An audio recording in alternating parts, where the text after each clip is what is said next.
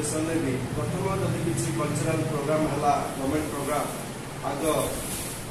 KSS जो vice president से दल बेहरा बोली जन माध्यम केन गाँव में काना हवा केन भितर काना हवा कि हेडक्वार्टर हम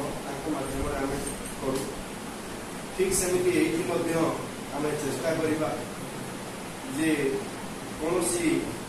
न्यस्त स्वास्थ्य गोष्ठी जी कि गोटे डिविजन पॉलिसी स्वरूप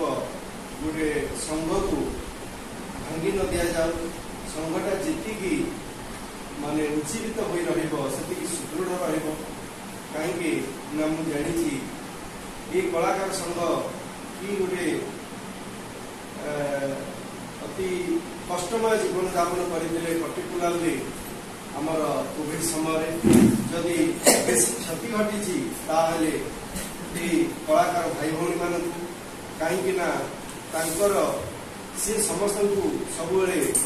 हस फुटाई अन्य मुखर निजे कष्टसाध्य ग्रहण कर गोटे कलाकार जो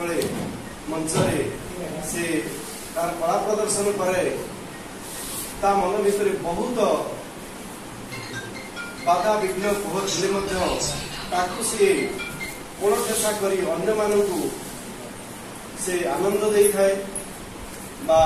मंच तले बसी लोक मान उल्लासित करें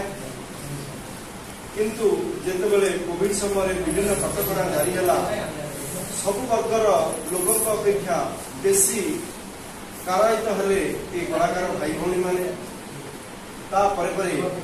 सरकार निर्देश मुताबक कलाकार मानकर केमिति माने पुनर्गठन और पुनर्थैथान हम से जी गवर्नमेंट प्रोग्राम ताकू त्वरान्वित कर कलाकार मानकर केमिति कि प्रत्यक्ष